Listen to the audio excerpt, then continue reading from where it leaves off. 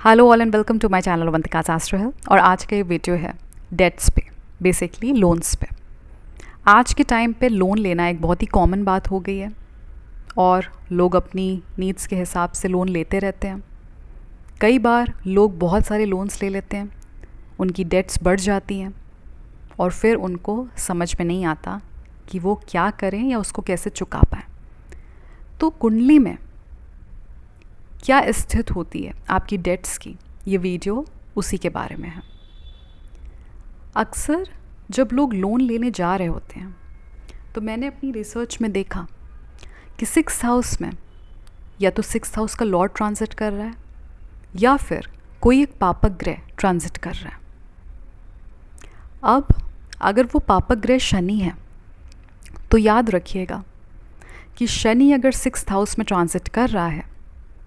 तो क्योंकि वो 6th हाउस का कारक है, छठे भाव का कारक है, ऋण को दिखाता है, तो शनि आपको प्रेरित करेगा कि आप एक बड़ा लोन लो। मान लीजिए आपकी रिक्वायरमेंट है फॉर एग्जांपल 5 लाख की, बट आपको वो प्रवोक करेगा कि तुम 10 लाख का लोन लो। क्यों? क्योंकि छठे भाव का कारक है। अब आप लोन लेने जा रहे हो, मतलब छठे भाव से रिलेटेड एक्टिविटी करने जा रहे हो, तो शनि ऋण को बढ़ाता है, घटाता नहीं है। तो शनि आपको कहीं ना कहीं वो एक थॉट देगा कि यार बड़ा लोन ले लेते हैं और इसमें बहुत सारी प्रॉब्लम आपकी सॉल्व हो जाएगी, आपकी जो भी नीड्स हैं you will be able to meet it. अब होता ये है कि अगर छठे भाव की स्थित कुंडली में कमज़ोर है, छठे भाव का लॉर्ड कमज़ोर है, धन के घर की स्थिति अच्छी नहीं है, पंचम भाव की स्थिति अच्छी नहीं है, तो इस टाइम पे लिया गया लोन चुकाने में आपको बहुत प्रॉब्लम फेस करनी पड़ेगी। क्यों? क्योंकि अल्टीमेटली शनि ने आपको लोन दिलवाया है लेकिन आपका ऋण बढ़ा दिया। तो जब ऋण बढ़ा है मतलब कि आप असमर्थ हैं उसको प्रॉपरली पे कर पाने में, तो आपकी फाइनेंशियल सिचुएशंस जब आप लोन पे करना स्टार्ट करोगे आफ्टर सम टाइम इस तरह से हो सकती हैं कि आपको बहुत स्ट्रेस होगा। और ये वो भी टाइम होता है जब इंसान अपनी ज़रूरत से ज़्यादा लोन लेता है और उसके फाइनेंसेस भी उस टाइम पे हो सकता है कोई उतने मजबूत ना हो, बट स्टिल क्योंकि एज आई मेंशन कि शनि ये फीलिंग दे रहा है कि एक लोन ज़्यादा ले लेना चाहिए, तो आपको उस टाइम पे ऐसा लगता है कि कहीं ना कहीं से फाइनेंसेस का जुगाड़ हो जाएगा और मैं पे कर लूँगा। अगर शनि मान लीजिए 6th हाउस का लॉर्ड है और वो 6th हाउस में ट्रांजिट कर रहा है, और अगर कुंडली में 10th हाउस की सिचुएशन अच्छी है, तो फिर ये होता है कि शनि ने आपको लोन इसलिए दिलाया है क्योंकि आपकी जो टेम्परेरी सिचुएशन है उसमें आपको एक मदद मिल जाए, और क्योंकि आपके कर्म के भाव की सिचुएशन अच्छी है तो आपके कर्म से आपको हमेशा इस तरह का फाइनेंशियल रिजल्ट मिलता रहेगा कि शनि महाराज आपको ज़्यादा तंग नहीं करेंगे। विच मीन्स जैसे आपने लोन लिया, 1 साल के बाद आपका प्रमोशन हो गया and now you are relieved कि चलो ये हो जाएगा, इतना मार्जिन मनी मुझे मिल रहा है अपनी EMIs देने में। अब अगर राहु 6th हाउस में है या फिर 6th हाउस में ट्रांजिट कर रहा है जब आपने लोन लेने का मन बनाया, और अगर साथ में मान लीजिए राहु की कोई भी दशा चल रही थी और आपको मन किया कि मैं उसी टाइम पे लोन लूँ, स्पेशली मैंने देखा जब 6th हाउस में राहु ट्रांजिट कर रहा होता है, राहु की दशा भी, और आपका लोन लेने का मन बना, तो आप किसी बड़े गोल के लिए, बड़े एम्बिशन के लिए, बड़े ड्रीम्स के लिए लोन ले रहे होते हो। लेकिन राहु की प्रॉब्लम ये है कि राहु आपको रियलिटी से इंटरैक्ट नहीं करने देता, एकदम से बढ़ा चढ़ा देगा ये थॉट, और you will become very motivated. You definitely want to take loan and to meet your needs and basically the dream जो भी आपके दिमाग में, जैसे बड़ा घर लेना है, एक बहुत लग्जरी कार लेनी है। सो अल्टीमेटली एक बड़ी चीज़ आप लेना चाहते हो, किसी ऐसी चीज़ में आप का ध्यान जा रहा है जो आपको ऐसा लगता है कि फ़िलहाल मेरे लिए थोड़ी सी मुश्किल थी उसको अटेन करना,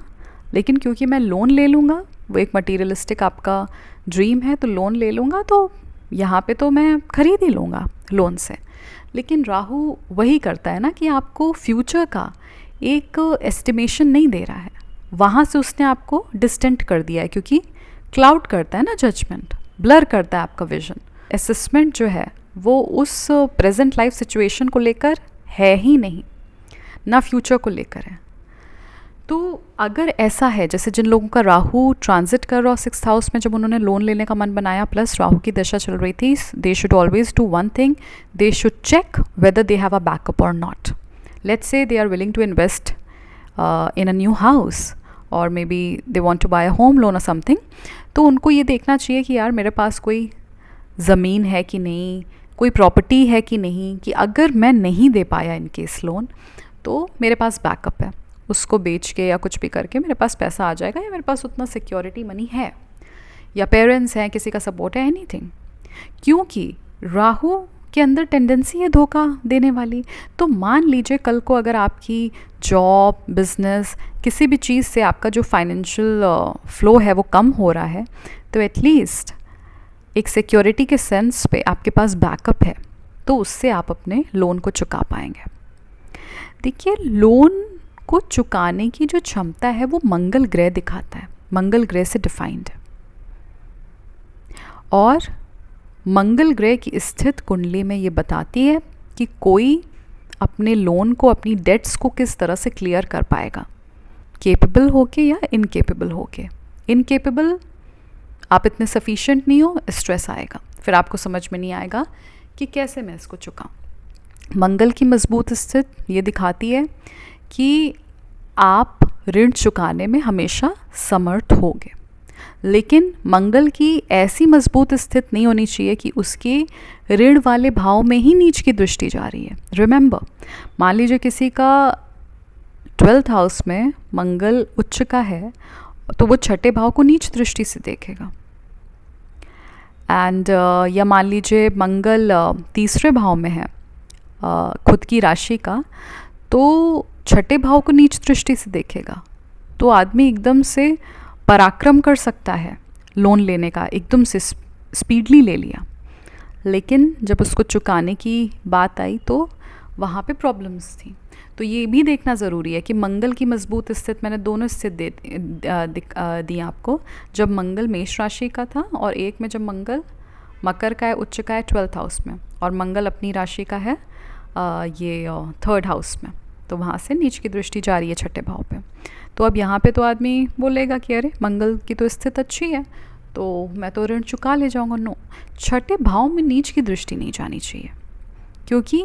मंगल helps you to clear the problems related to 6th house. इसलिए कहते हैं ना, लीगल डिस्प्यूट्स हो, कुछ भी हो, अगर मंगल छठे भाव में एक अच्छा कंट्रीब्यूशन दे रहा है तो उसकी विक्ट्री हो जाती है। अल्टीमेटली वो ही will be able to achieve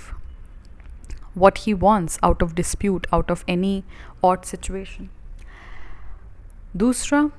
जब छठे भाव में शांत ग्रह होते हैं जैसे कि गुरु की मजबूत स्थित छठे भाव में ये दिखाती है कि आदमी का जो ऋण है उसको चुकाने के लिए उसके पास धन की व्यवस्था कहीं ना कहीं से हो जाती है, फाइनेंशियल अरेंजमेंट हो जाएगा,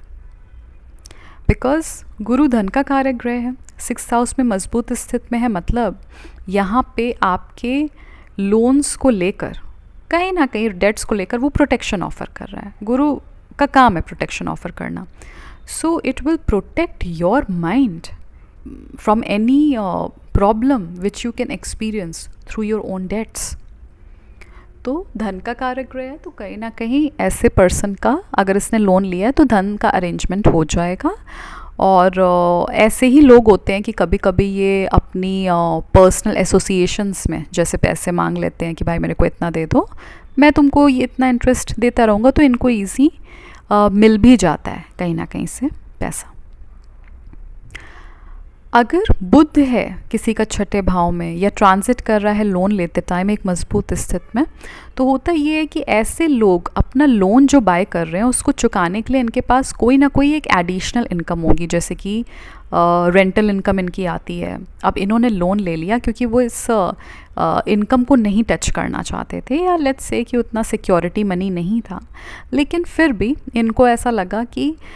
मेरे पास एक जो इनकमिंग है उसी से मैं EMIs वगैरह निकाल दूंगा। तो दे आर स्मार्ट। अगर 6th हाउस में बुध की स्थिति अच्छी है या लोन लेते टाइम अच्छी उसमें ट्रांजिट कर रहा है mercury, so it will assure कि आपने स्मार्टली लोन लिया है और आउट ऑफ एनी वेग विजन नहीं लिया है, और प्लस आपके पास एक कैलकुलेटेड वे है, कहीं ना कहीं एक एडिशनल सोर्स भी हो सकता है जिससे आप जब लोन रीपे करोगे तो you are not in losses at all, क्योंकि आपके पास एक इनफ्लो है मनी का जो आप लोन रीपेमेंट के लिए ही निकाल रहे हो। अब छठे भाव में शुक्र अगर एक अच्छी स्थिति में है तो वो ये दिखाता है कि नेटिव ने अपना शौक़ पूरा करने के लिए, कोई शौक़ पूरा करने के लिए लोन लिया है और वो उसको चुका भी पाएगा। क्यों? क्योंकि जब उसने लोन लिया है तो उसने एक आइडिया लगाया है, जब उसके पास अच्छी खासी सैलरी आ रही है तभी उसने अपना शौक़ पूरा करने की भी सोची है। वो एक ड्रेंच्ड स्टेट में नहीं है कि सैलरी कम आ रही है लेकिन मेरे को शौक़ भी पूरा करना है। वो तब होगा जब शुक्र की स्थिति 6th हाउस में कमज़ोर होगी, कि native is losing sense that इसके पास इतना आ नहीं रहा है लेकिन इसने अच्छा खासा खर्च करने की सोच ली। तो अगर शुक्र एक कमज़ोर या पीड़ित स्थिति में 6th हाउस में है तो भी आदमी शुक्र के टाइम पे लोन ले सकता है, बट ये होगा कि उसके पास इतना अमाउंट इनकमिंग नहीं है स्ट्रॉन्ग, लेकिन उसको शौक़ पूरा करना है तो ultimately he is going after it. अगर सूर्य 6th हाउस में है तो हमेशा नेटिव को सूर्य की ब्लेसिंग मिलती रहती है, ऊर्जा मिलती रहती है, अपनी जॉब लाइफ में वो अच्छा परफॉर्म कर पाता है, जिसके थ्रू उसको प्रॉब्लम नहीं होती है लोन चुकाने में। ये सूर्य की एक अच्छी क्वालिटी मैंने देखी 6th हाउस में कि नेटिव को ऊर्जा मिलती रहती है। वो कहीं ना कहीं से अपने कर्म को इस तरह से कर पाता है कि उसके पास बढ़ रहा है पैसा, एट द सेम टाइम वो अपना लोन सही से चुका पा रहा है और उसको शक्ति मिल रही है अपना ऋण, अपनी प्रॉब्लम ख़त्म करने की। क्योंकि सूर्य अगर 6th हाउस में है और अगर जल राशि का नहीं है, तो अगर जल राशि का है